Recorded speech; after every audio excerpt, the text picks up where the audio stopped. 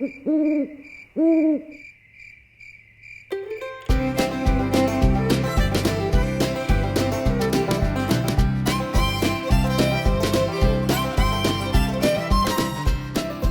on up here and pull you up a chair. Let me pour you a big old glass of sweet tea, friend. Kick those shoes off, plop down here and set a spell. Let those cares from this past week melt away and send them flying into the wild blue yonder, never to be heard from again.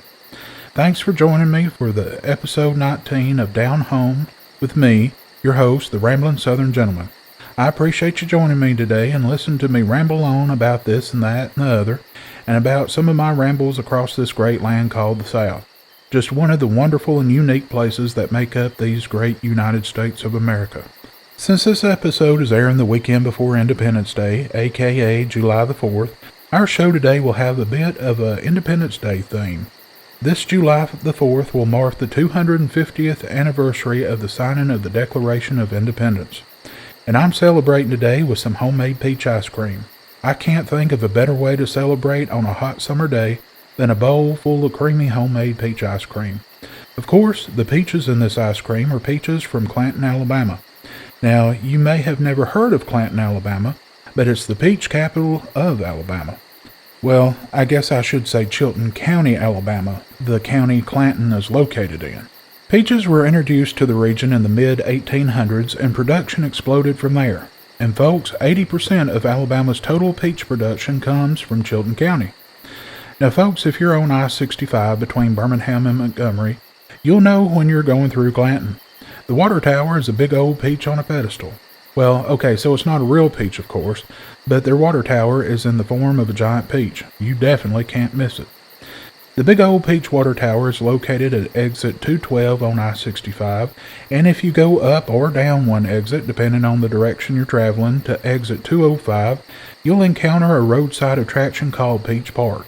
Now folks, Peach Park is an institution within itself. It's a must-stop on the way to the beaches on any summer trip. It's like a permanent carnival centered around, you guessed it, peaches. They've got gifts, all kinds of jams, jellies, pickled anything you want, all kinds of food, festival-type treats like fried pies, funnel cakes, and the such. But one of the best things they have is peach ice cream, made right there in-house. They also have all kinds of other flavors of homemade ice cream, including a favorite of mine, cantaloupe ice cream. I highly suggest you give that a try. And if you ever find yourself stopping off at Peach Park, be sure to get your picture taken while sitting on the big concrete cow, or one of the other concrete animals. And since Stucky seems to be a thing of the past around here, I'm sure Peach Park will have a big old pecan log waiting on your peckish, weary travelers needing a pick-me-up.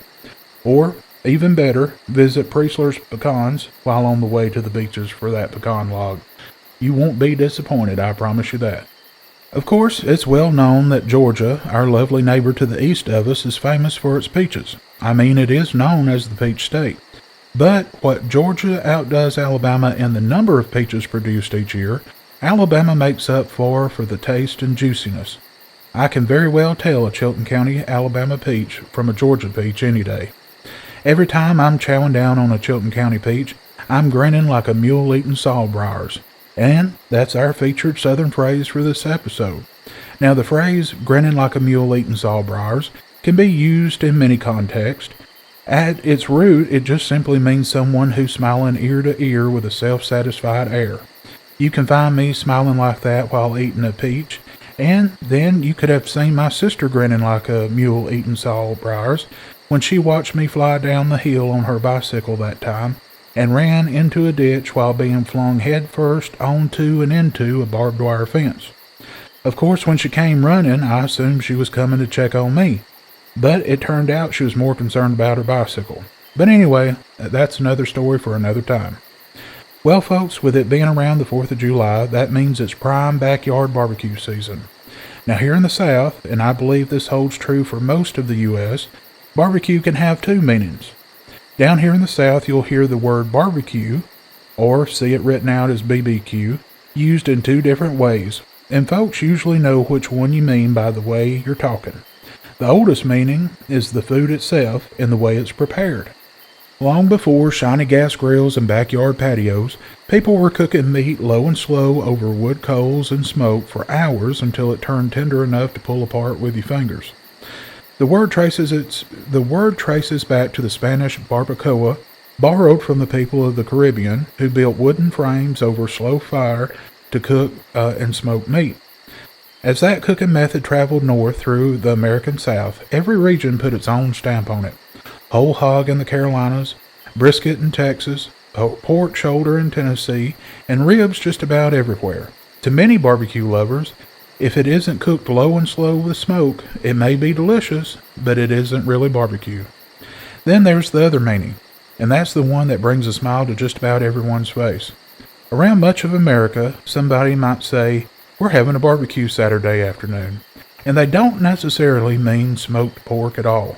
They mean a gathering, a backyard get-together where friends, family, and neighbors stand around swapping stories while hamburgers, hot dogs, chicken, or steaks sizzle on the grill. Sometimes all of the above. That use of the word grew over the late 1800s and early 1900s as community feasts and political rallies often featured barbecued meat, and, before long, the word barbecue came to describe the event as much as the food. So whether it's a pit master tending hickory coals through the night, or a dad flipping burgers in the backyard on a summer evening, barbecue has come to mean both the slow craft of cooking and the fellowship that gathers around the fire. And if you ask most Southerners, the second one just isn't complete without a little of the first. Now folks, personally I love barbecues, whichever type of barbecue you're talking about. I will hardly ever pass up an invitation to a barbecue, and I'll certainly never pass up a bit of the good old smoked barbecue, whether it be brisket, pork, or chicken. Of course, I love every type of barbecue sauce too. There's too many to name here. I could do a whole episode on the different types of barbecue sauces out there, and the different regions across the U.S. they're associated with. One 4th of July barbecue that sticks out in my mind is the one that my grandmother put together one year. Now, my family, we never had a big barbecue or cookout for the 4th. We usually celebrated the 4th by Daddy cooking a Boston butt on the grill and maybe some chicken wings, and Mama preparing some baked beans and baked potatoes. We might have some gravy coal ice cream, too. Then we'd finish the day off by watching Birmingham's Thunder on the Mountain fireworks show, broadcast on Channel 6 on the old console TV set. That was actually a piece of furniture. So, we usually stayed around the house on the 4th. But this year, my grandmother got a wild hair at the last minute, and a couple of days before the 4th, she invited us over for a barbecue. Well, the 4th came, and we went across the mountain over to her and Paul's house. It just so happened that a big old severe thunderstorm was blowing up that afternoon. Paul went out and lit the grill and put the meat on to cook. About the time he was coming in from the outside through the back kitchen door, rain started coming down and lightning started popping all around. The wind picked up, and before we knew it, the trash cans blew clean past the kitchen window. I was looking out the kitchen window towards the little well house shed where the gas grill was stationed. It was about that time that the plastic watering can my grandmother used to water her flowers with blew past the window that I noticed the flames roaring up from under the closed hood of the grill. I pointed this out to everyone in the kitchen. As lightning popped and the thunder rolled, Paul realized he couldn't go outside to check on the grill. Of course, this sent Nanny into a panic, but she absolutely wouldn't allow anyone to leave the house to go rescue that grill. It was raining so much and so hard, I don't think anyone was really worried about it burning down the little well house shed either. I mean, the rain was coming down so hard we could barely see the fire in the distance, or even the watering can or the trash cans that had just blown clean past the kitchen window just feet away. After a few minutes, the fire had died down from under the grill hood, and so had the rain. Paul went out to the grill and retrieved the meat. We all sat down around the table, which had been set while the storm had been rolling at its peak. Paul set the platter of meat from the grill in the middle of the table. It looked like lumps of charcoal instead of hamburger patties, and what was once hot dogs looked like petrified black sticks. As Nanny looked at the platter, I could see her heart sinking. My heart went out to her in that moment. My grandparents didn't have much to spare, especially to put on a barbecue cookout. It was also out of character for her to want to plan a 4th of July get-together, so I knew this cookout had been special to her. I think everyone gathered around that table felt and thought the very same feelings and thoughts I was experiencing. Everyone cheerfully fixed their hamburgers, and of course we were all slathering on about double the condiments we would have normally used. I mean, we had to lube up those hamburger patties to get them to go down the best we could. Everyone commented about how good it was, but I could tell Nanny felt defeated. I've always kept that memory close to me. It was a learning opportunity for me in many ways. The main lesson I learned was to cherish moments when everyone was together, and to make the best out of a situation, as well as to respect and be appreciative when someone wants to do something special for you, especially when they do it out of meager means. Another 4th of July cookout memory is one that didn't happen that long ago. I had been invited over to a friend's house for their 4th of July celebration. Now, these people are the types who go all out for a backyard cookout, and boy, this one turned out to be a blowout. Now, I don't have the time to tell you the whole story, but the day started out with, we'll call him Zeke, firing up his new smoker, while his wife prepared the meats inside in the kitchen. When Zeke went in to help, we'll call her Carla, prepare the meat, the other guest and I were milling around helping where we could and catching up with each other. Well, Zeke and Carla's boxer dogs started barking outside on the patio area, and when I went out to see what they were barking at, I noticed the smoker had flames gushing up from every opening. I made the announcement to the kitchen, and Zeke shot out of the kitchen onto that patio like he had been shot out of a cannon. As he was scrambling to get the situation under control with the assistance of a couple of others, someone got a little heavy-handed and over the smoker went, backwards off the brick patio surface. Well, as fate would have it, on the other side of that smoker, in the direction it tumbled towards backwards, was the dog's little plastic wading pool. Well, the wading pool did a great job at putting out the fire. However, the smoker didn't fare so well. So plans were adjusted, and we were going to have the meat cooked on the electric grill in the kitchen. That's fine. Things happen. No sweat. We assisted Zeke in cleaning up the mess from the overturned smoker and went back to mingling. As the meal started to come together, the grilled meat from the electric grill in the kitchen and the side dishes were brought outside and placed on a folding table that had been set up on the patio. There it was, all the meat, potato salad, baked beans, cornbread salad, coleslaw, and a slew of congealed salads and desserts sat on the table ready for the people to go through the line. As these preparations were being made and laid out, the teenagers of some of the attendees were playing a spirited game of football in the backyard, and the dogs were trying their best to lend their expertise to the game. Or maybe they just wanted the ball for themselves to run off and chew on. Anyways, I was standing in the kitchen looking out of the wall of windows that overlooked the back patio and backyard when I saw one of the kids kick the ball. I remember thinking, wow, that was a pretty good kick as I watched the ball fly up into the air. Well, as I tracked the ball with my eyes, I realized that it was going to come awful close to the patio. More specifically, near the table full of food. Folks, I didn't even have time to react or sound an alarm. About the time the ball was about 2 feet from landing right smack dab on top of the table full of food and desserts, I saw one of the boxer dogs jump into the air to try to intercept the ball. Well, both the ball and the boxer came down right on top of the table in the center at the same time. The table buckled and folded right in the middle, and every bowl, platter, plate, pie plate, and cake carrier slid right into the middle on top of the ball and the boxer. I couldn't believe what I had just witnessed. I looked at the group of footballers as they stared at the spectacle that had just occurred. Some covered their eyes and some looked right on in horror. Well, we all made our way out on the patio to survey the mess. A couple of wives teared up. Dad started yelling at teenagers who had started scattering in every direction. Well, long story short, as much food as possible was salvaged, which wasn't much at all. So the decision was made to order pizza. So we celebrated the 4th of July with pizza, cake with baked bean residue splattered icing, and cornbread salad, which had survived the disaster completely. So all was not lost. After a couple of the families went home, a small fire was built in the fire pit out back, and those of us who remained sat around talking and laughing at the day's events.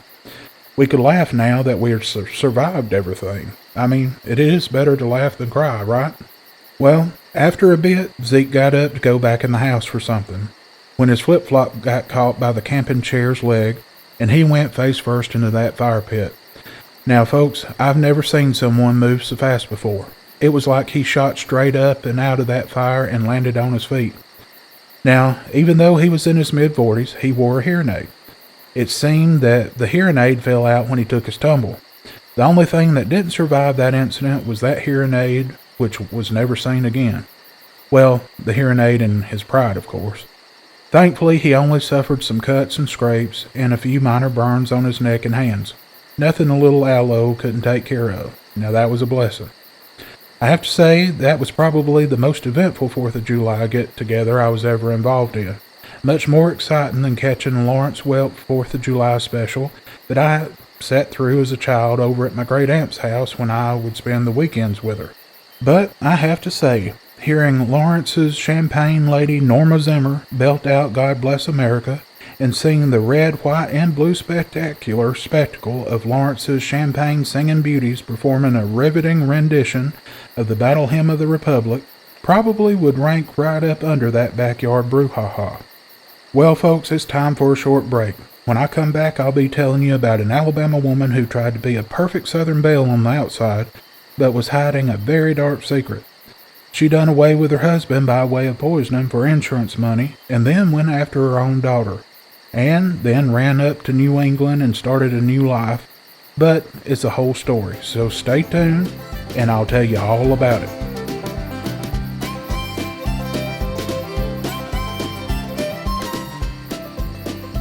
Welcome back, folks. Now pull that rocking chair a bit closer and sit back a bit. Let's talk about an odd and somewhat disturbing story about an Alabama woman who, well, wasn't such a perfect little Southern belle she wanted everyone to believe she was. There are some stories that settle into the soul of a place. They get passed from one generation to another until folks can hardly remember where they first heard them. Somebody tells it at a hunting camp after supper. Somebody else brings it up while drinking coffee at the diner on Noble Street down in Anniston, Alabama. Before long, everyone knows the broad outline of the tale, though each person adds a detail or two of their own. And then there are the stories so unbelievable that even after you've heard every fact, read every court record, and looked through every newspaper clipping, they still sound like something somebody dreamed up on a rainy afternoon. This is one of those stories. It happened in Anniston, Alabama, where the foothills of the Appalachians began to rise and where, for much of the 20th century, the rhythm of life was set by the whistle of the foundry, the gates of the army depot, and the shift changes at the textile mills. Anniston was a hard-working town. Folks knew one another. Families often lived only a few streets apart, and reputations mattered. In those days, your worth could be measured by your reputation alone. It was the sort of place where a woman could spend years smiling at her neighbors, attending church, chatting with the cashier down at the Piggly Wiggly, and nobody would ever imagine she was carrying around secrets dark enough to fill a cemetery. And that's just about what she did, fill a cemetery, that is. Her name was Audrey Marie Hilley. Most people simply called her Marie, and folks, years later, newspapers would give her a much darker name, the Black Widow of Alabama. Marie was born Audrey Marie Frazier on June the 4th, 1933, in the Blue Mountain community, a small community just outside Anniston proper. She grew up during the leanest years of the Great Depression, when families learned to stretch every dollar, and children understood that if they wanted something, somebody had to work hard for it, and even then, they might not get it. Neighbors later remembered her as an intelligent, outgoing, and friendly person. Nothing about her childhood suggested that she would one day become one of Alabama's most infamous murderers. Like so many young women of her generation, she graduated from high school, fell in love, and married young. The young man she chose was Frank Hilley. Now, Frank wasn't flashy, he wasn't wealthy, he was simply dependable. If you've ever known one of those men who gets up before daylight every morning, punches the clock, pays his bills on time, and believes that providing for his family is simply what a husband does, then you know the kind of man Frank Hilley was. Frank and Marie were married in 1951, and in time they had 2 children, a son named Mike and a daughter named Carol. From the outside, they looked like thousands of other Alabama families during the 1950s. Frank worked hard to provide for his family, and Marie worked hard at keeping the home and raising the children. The children grew, and the family seemed to be the postcard picture of middle-class Southern family life. They celebrated birthdays and Christmas mornings. They took family photographs. They laughed with friends. Folks, nothing about the Hilley family suggested tragedy was quietly taking root behind closed doors. As the years passed, however, one pattern began to emerge. Marie loved money. She loved it a lot, or maybe it would be more accurate to say she loved spending money. She enjoyed shopping. She liked expensive clothing. She liked to, as we say down here, put on airs and keep up with the Joneses, or even outdo them. She wanted newer cars, nicer furniture, and a lifestyle that stretched well beyond what the family's income could comfortably support. People who later knew her described someone who was charming enough to borrow money from friends, persuasive enough to convince lenders to extend credit, and confident enough to believe another dollar was just always around the next corner. That confidence often left unpaid bills behind, a lot of them to be exact. As a matter of fact, financial problems followed her throughout much of her adult life. Investigators would later discover forged checks, unpaid debts, and questionable financial dealings dating back years before anyone suspected murder. But folks, financial trouble alone doesn't make someone a killer. Something else crossed the line. Now, whether it happened all at once or little by little, nobody can say. What is known is that by the early 1970s, Marie had begun taking out life insurance policies on people close to her. That fact wouldn't seem unusual by itself. I mean, many families carry life insurance, but what made those policies suspicious was what happened afterwards. In 1975, Frank Hilley began complaining that he wasn't feeling well. At first, it seemed like one of those illnesses people expect to shake off after a few days, but instead it lingered. Frank developed severe nausea, his stomach hurt constantly, he became weak, friends started to notice that he looked tired, co-workers saw he was losing weight. Some days he felt well enough to go about his routine, but other days he could barely function. His doctors considered several possibilities. One diagnosis seemed to fit better than all the others: hepatitis. The symptoms matched closely enough that nobody looked much deeper. Now, medicine in the mid-1970s wasn't what it is today. Doctors depended heavily on symptoms, patient history, and laboratory testing that was far less sophisticated than modern medicine. And no one had any reason to suspect someone was quietly feeding Frank small doses of arsenic over an extended period of time. Slow arsenic poisoning can imitate many natural diseases. Victims often suffer digestive problems, numbness, weakness, fatigue, and weight loss, and without a reason to suspect poison, physicians can easily mistake it for something else. That's exactly what happened here. As Frank continued to grow weaker, Marie appeared to be the devoted wife. She drove him to appointments, stayed beside him. She answered questions and appeared worried. To anyone looking in from the outside, she seemed like a heartbroken and worried, devoted wife. Well, on May the 25th, 1975, Frank Hilley died at the age of 44. The official cause of death was listed as infectious hepatitis. An autopsy was performed, yet no one tested specifically for arsenic. That omission would become one of the most important details in the entire case. Frank was buried. Marie appeared to be the perfect grieving widow. Friends mourned him and the kids were devastated. They believed their father had died from a terrible illness. Marie accepted more than $30,000 in life insurance proceeds, which, folks, that was a substantial sum in 1975, worth many times that amount today. To investigators years later, that insurance money became the first clear motive. At the time, however, nobody questioned it. Life moved on, or so it seemed, and everyone else did as well. 4 years passed, and Marie continued living in Anniston. She worked different jobs, including employment connected with a local furniture shop. She remained friendly, outgoing, helpful, and she tried to project the image of a Southern belle. You know, people often describe serial poisoners as cold or frightening, but folks, Marie wasn't like that. No, not at all. She smiled easily. She could carry on a conversation with almost anyone. She had the sort of personality that caused people to lower their guard. Looking back, investigators would say that charm became one of her greatest weapons. Because if people trust you, they'll accept food from your hand. They'll drink the coffee you pour. They'll take medicine you offer. And they'll never imagine the danger sitting right in front of them. Then, in 1979, tragedy struck the Hilley family again.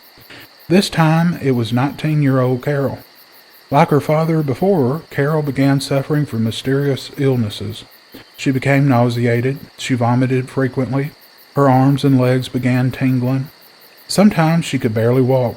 Her muscles weakened. Her hands hurt. The pain came and went without explanation. Doctors searched for answers. Specialists examined her, and tests were performed. But no diagnoses seemed to explain anything. Meanwhile, Marie remained constantly by her daughter's side.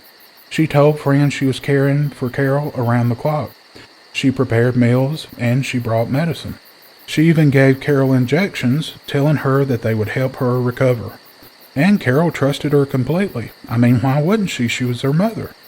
Years later, Carol would testify that she never questioned those injections. She never imagined they could be harming her.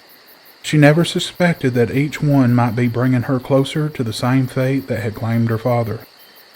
Now, as Carol's condition worsened, something unusual finally caught the attention of her physicians.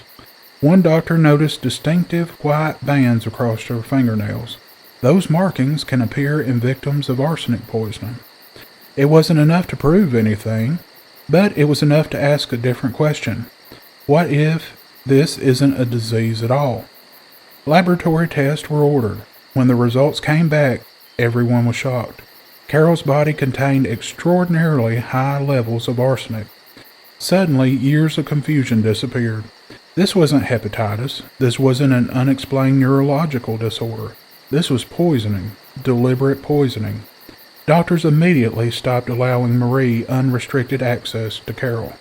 And wouldn't you know it, almost at once Carol began improving. The arsenic levels gradually fell, and her strength slowly returned.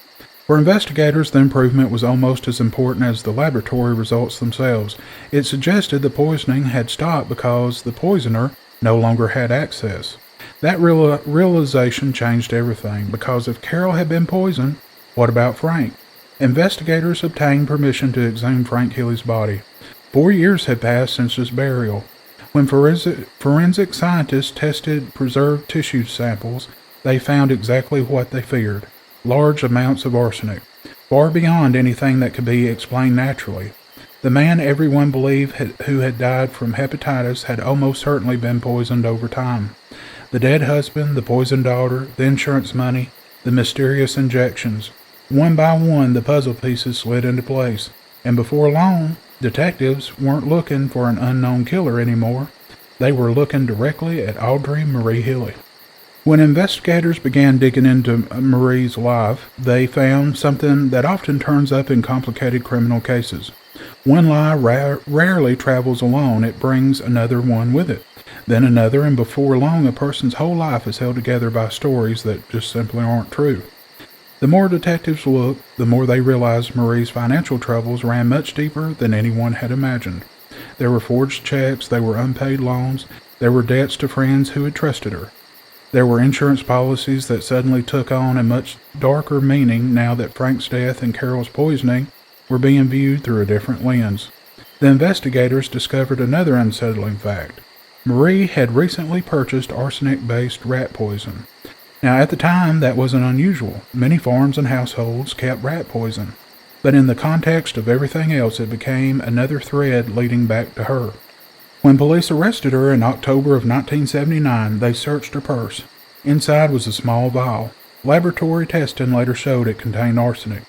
It wasn't enough by itself to prove murder, but combined with everything else, it painted an increasingly troubled picture. And by then, Carol had begun recovering. The doctors had unknowingly solved the mystery simply by separating mother and daughter. Without fresh doses of poison, Carol slowly regained her strength. She remained weak for months, though. Arsenic attacks nearly every organ in the body. It damages nerves, muscles, and the digestive system. Recovery isn't measured in days, but in months and sometimes even years. Carol would later describe how difficult it was to accept what investigators were telling her. Imagine learning that your father probably hadn't died from natural causes. Imagine learning how your own mother had become the prime suspect.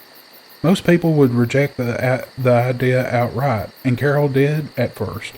But the evidence kept growing. Eventually, there was nowhere left to hide from the truth. The state of Alabama charged Marie Hilley with the murder of Frank Hilley and the attempted murder of her daughter, Carol. The case attracted immediate attention across the Southeast.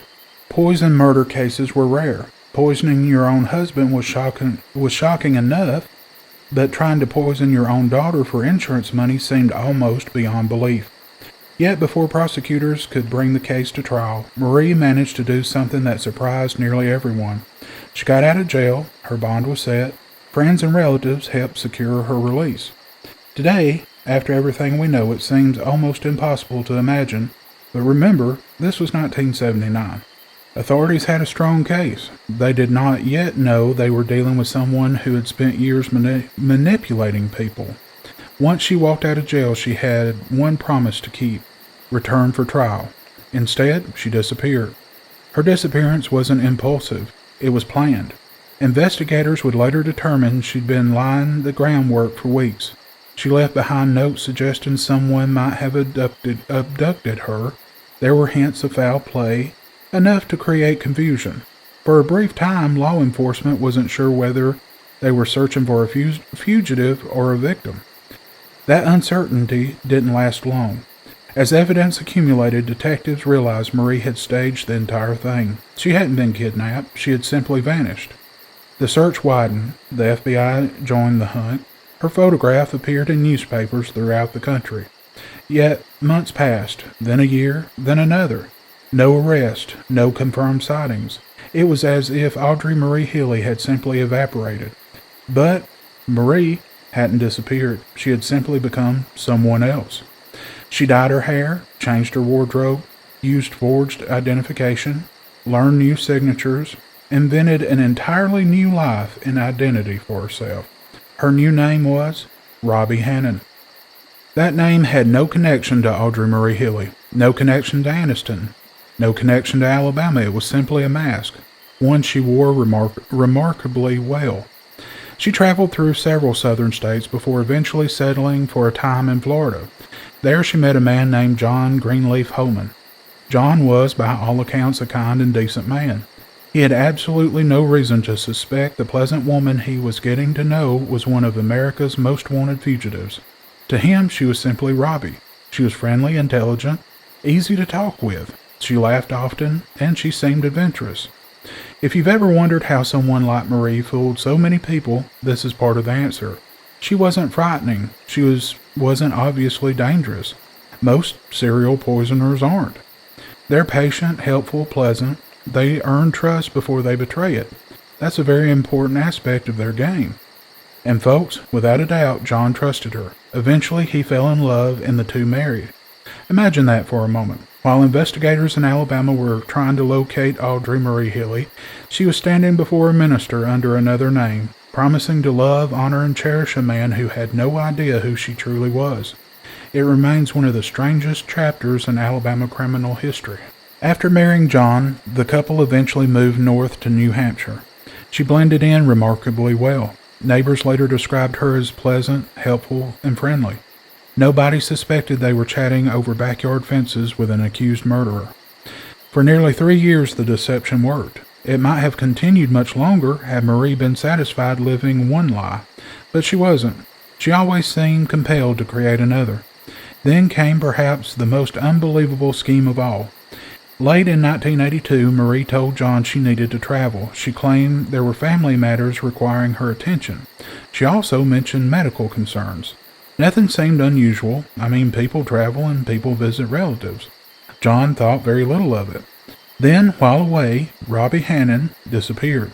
Soon afterward, John received heartbreaking news. Robbie had died.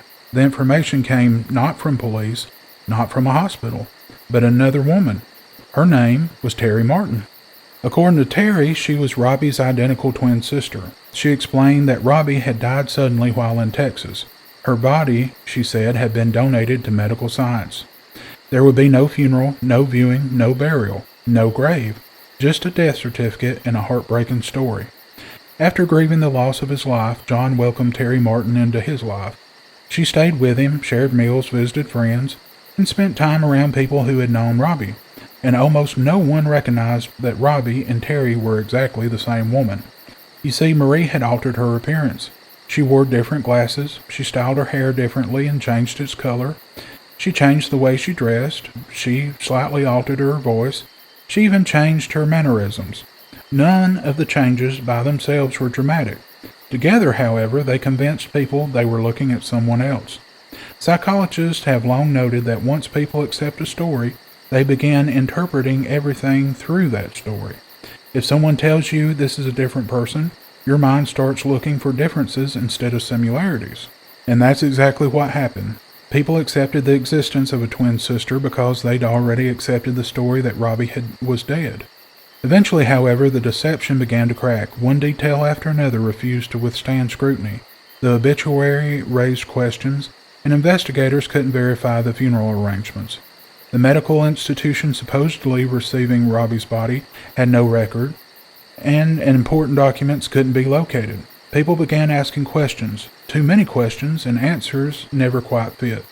Meanwhile, authorities in Alabama never stopped looking for Audrey Marie Hilley.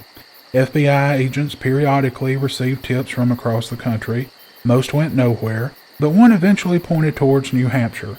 The timing matched, the descriptions matched, the aliases began matching, and suddenly investigators wondered something almost unimaginable. Could Robbie Hannon and Audrey Marie Hilley be the same woman? By January of '83, the walls were closing in. Marie realized people were becoming suspicious. She left New Hampshire and crossed into Vermont. She tried once again to stay ahead of law enforcement, but this time there were simply too many people looking. Authorities located Terry Martin in a small Vermont community. When officers approached her, she initially maintained the deception. She insisted she wasn't Audrey Hilley. She wasn't Robbie Hannon. She was simply Terry Martin. But investigators had fingerprints, and they had photographs. They had documentation collected over years of searching. The disguise had finally reached its limit. Cornered by the evidence, Marie admitted who she really was. In more than 3 years on the run, the Black Widow of Alabama had finally been found. When the extradition papers were completed, Audrey Marie Hilley returned to Alabama in handcuffs. The same road she'd once traveled as a free woman now carried her back under armed guard. Newspapers across the state covered her return almost daily.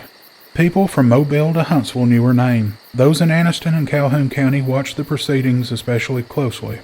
After all, this wasn't some crime that had happened in a far-off city. This had unfolded in their neighborhoods, in their churches, in the places where they shopped for groceries and stood in the line at the post office. Many people had known Frank Hilley. Many knew Carol. Some had known Marie for years, and now they were all left asking the same question. How well do we really know people around us? The trial began in the spring of '83. Unlike many murder cases, there were no eyewitnesses who could stand up and say they had seen Audrey Marie Hilley slip poison into a cup of coffee or a plate of food. Poisoning cases seldom worked that way. Instead, prosecutors had to build their case one careful piece at a time. Each fact by itself might not have convinced a jury, but taken together, however, they formed a picture that was difficult to ignore. Medical experts testified first. They explained how arsenic attacks the human body. In small amounts over long periods of time, it can mimic dozens of illnesses. Then forensic scientists took the stand. They described the laboratory testing performed after Frank's body had been exhumed, and the preserved tissue samples contained arsenic in concentrations far beyond what could occur naturally. Frank hadn't simply died with arsenic in his body. He died because of it. Then came the testimony about Carol. Jurors listened as doctors explained her frightening decline in '79. The numbness, the vomiting, the weakness, the mysterious illnesses that had baffled physician after physician. They also explained what happened after Marie's access to her daughter was cut off. Without additional arsenic entering her system, Carol slowly improved. It was a powerful piece of circumstantial evidence. Carol Hilley had faced perhaps the hardest task of all. She testified against her own mother. She described the injections Marie had given her. She spoke about waking up each day feeling weaker than the day before, and never imagining that the person comforting her was also making her sick. Investigators then walked jurors through the financial evidence. Insurance policies, bank records, forged checks, outstanding debts. One by one, they demonstrated that Marie consistently benefited financially when tragedy struck those closest to her. The defense challenged the evidence. They questioned the conclusions. They argued that no one had actually witnessed the poison being administered. But they could not erase the laboratory findings. They could not explain away the arsenic. They could not explain why Carol recovered after being separated from her mother, nor could they offer an innocent explanation for Marie's flight from Alabama and the elaborate web of false identities she had created afterwards.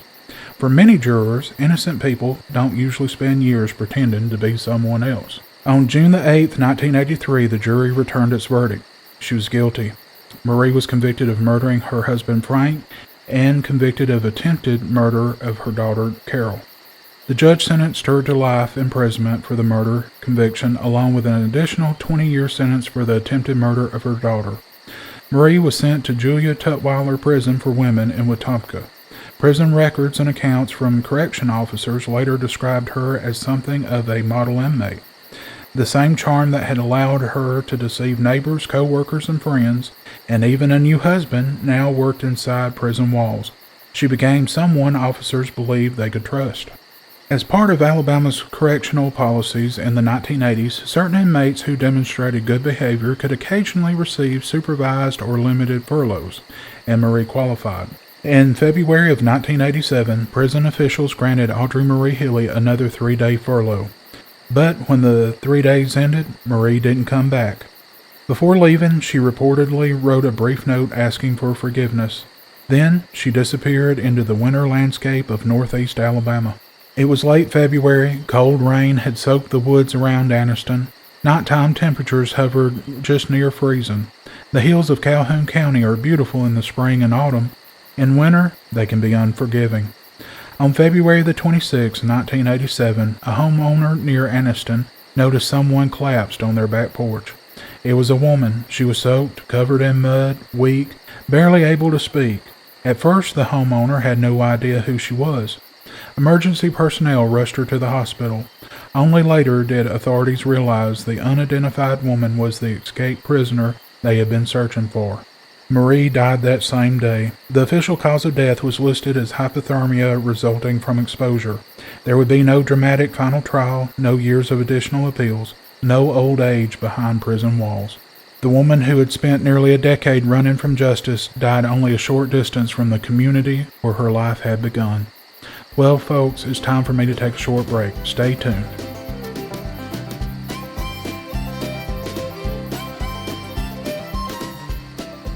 Well, folks, with all that talk about Marie Hilley aside, there's another place very close to Anniston and Blue Mountain that holds a special place in my heart. It's my old alma mater, Jacksonville State University. And I'd like to tell you about that humble university and give you a little history about the school since I hold it dear.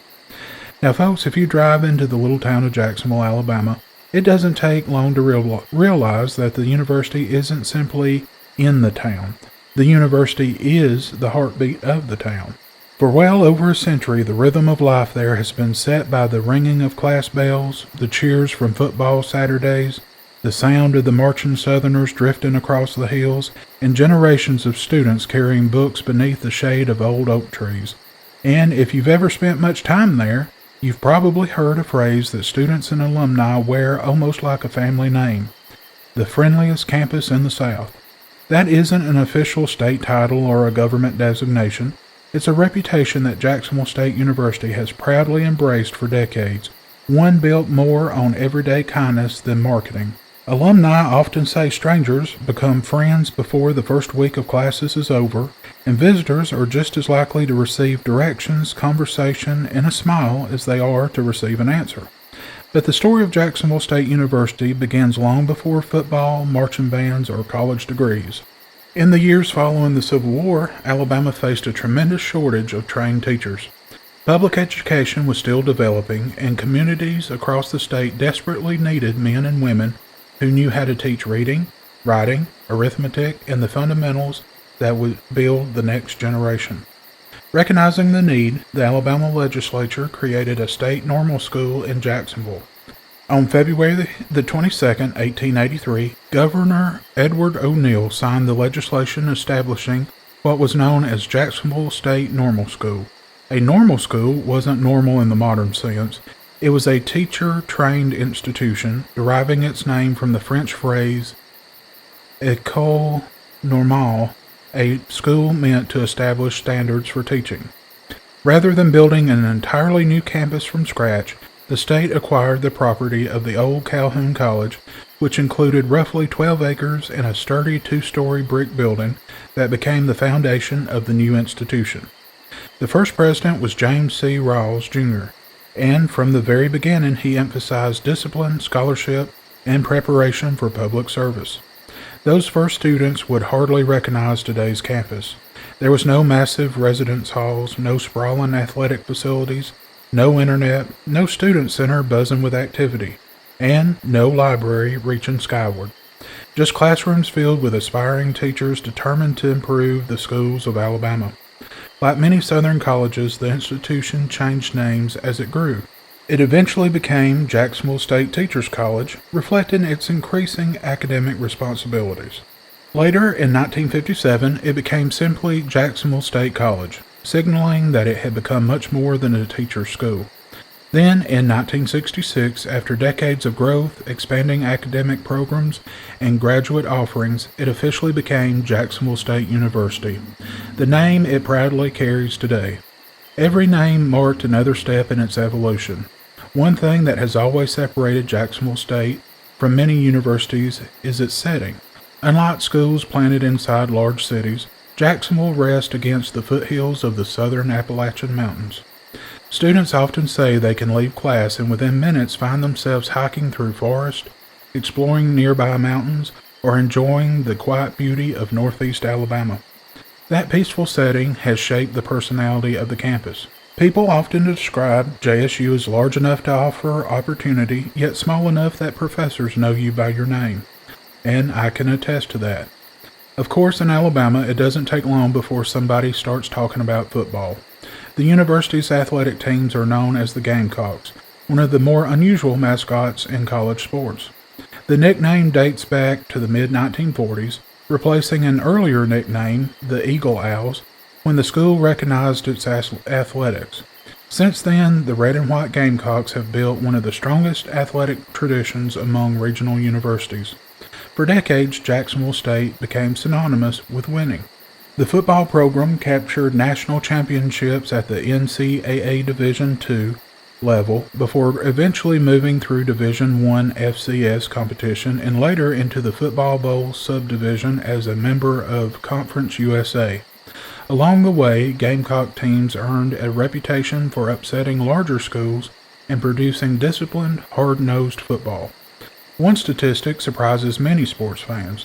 Jacksonville State is one of only two schools in the NCAA history to have won national championships in football, baseball, and men's basketball, an achievement that speaks to the university's broad athletic success rather than dominance in just one sport.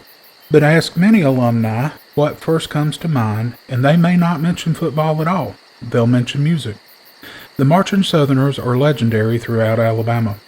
Founded in 1956 under John Finley and later elevated to national prominence by longtime director David Walters, the band became famous for military-style precision, musical excellence, and unforgettable halftime performances. Then there are the famous marching ballerinas, whose graceful routines become one of the band's trademarks. And if you hear someone talking about the 20 J's, they aren't discussing highway exits.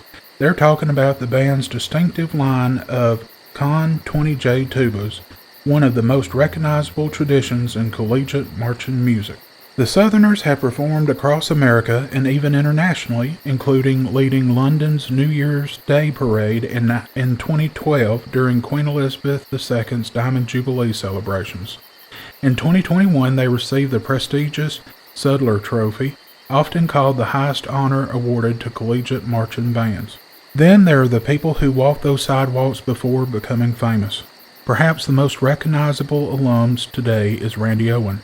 Before selling millions of records as the voice of the country music group Alabama, Randy Owen attended Jacksonville State University.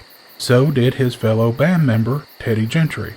Their years at Jacksonville helped shape the friendships and experiences that eventually became one of country music's most successful groups. The university also counts numerous judges, legislators, educators, military leaders, physicians, business executives, coaches, and journalists among its graduates, many of whom quietly shaped Alabama without ever becoming a household name.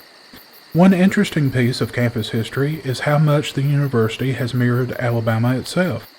Originally established during segregation, the institution gradually evolved alongside the state during the 20th century, expanding educational opportunities and becoming increasingly diverse in both its student body and academic offerings. Today it serves students from across the United States and many foreign countries while remaining deeply connected to Northeast Alabama. Like any school that's been around nearly a century and a half, JSU has had its share of difficult moments. Perhaps none was more dramatic than March the 19th, 2018. While students were away for spring break, an EF3 tornado tore directly across campus. Trees that had stood for generations were uprooted, and buildings suffered major damage. Merrill Hall and the Alumni House were among the structures so badly damaged they were eventually demolished. And as a finance major, Merrill Hall held a special place in my heart, as that was the heart of the business school at JSU. I spent many of hours sitting in classes there, and many hours joined with friends and fellow students studying in the great hall there. Classes were suspended for weeks while repairs began. Had the tornado struck during a normal weekday with thousands of students walking between classes, the outcome could have been unimaginably worse. Instead, because of spring break, injuries were remarkably few. The campus rebuilt stronger than before, turning a devastating incident into another chapter in its long history of resilience. Like many older campuses, Jacksonville State has had its share of stories and traditions that give it personality. Students speak of favorite study spots tucked beneath giant trees. Generations have gathered around Burgess Snow Field and Pete Matthews Coliseum and the Student Center.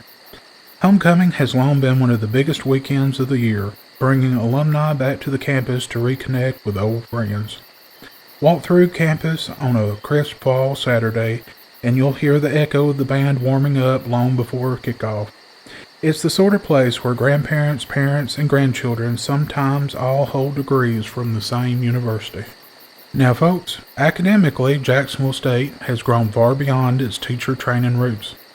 Today, the university offers programs spanning business, nursing, education, emergency management, engineering technology, criminal justice, the arts, sciences, and graduate education.